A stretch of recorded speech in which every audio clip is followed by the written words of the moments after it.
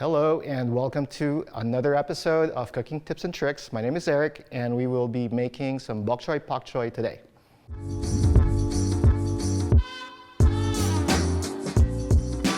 So today we have here Bok Choy. Normally this is what you'll see in the grocery. A lot of variants with this vegetable. This is Bok Choy. I usually make them as a side dish. But I think it has a lot of properties that makes it good enough as a main. So there's a lot of good stuff with this vegetable. It has a lot of antioxidants, also considered a dark green leafy vegetable, which is really good for you.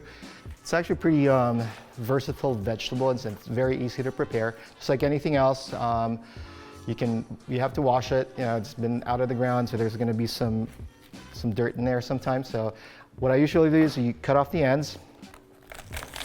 And for this particular application, we are just gonna kind of chop it in half as like a steak, you know, so I can have like a big piece of vegetable that I can put on the grill easily. Today we are going to be making Bok Choy Steaks. Basically, you're gonna treat this as how I would normally make a steak. I would marinate it, I would get some flavor in there, some salt, some pepper. For this particular episode, we are going to sear them in the pan. You can also put them outside in the grill and give it a nice char, either on charcoal or in a gas grill. But today, it's pretty versatile. You can just do the same with a high temperature oil in a hot pan. So first step is I am going to be making the marinade. We have here some sweet chili paste, rice wine vinegar, soy sauce, sesame oil, and some brown sugar. And the brown sugar. So just give it a nice stir to get all of these ingredients combined, get the oil emulsified a little bit, just like you would any marinade.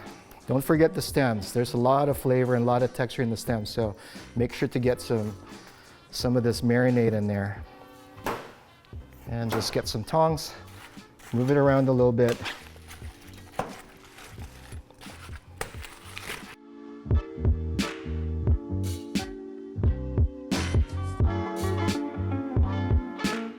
Again, you want it hot, you want it smoking. And once you see that shimmering, you just get some of your vegetables and get it out there and try to get it all seared.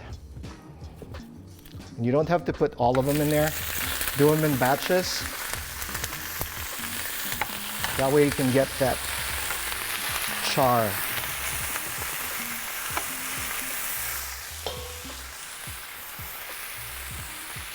Another thing, people have this tendency of moving your stuff around. Once you put it on the plate, once you put it on the pan, let it rip.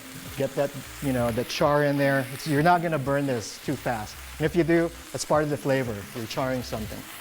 And that's what you wanna see. All right, these guys are just about ready. Get a plate. Again, you're just like cooking steaks. You're just getting them charred, kind of medium rare.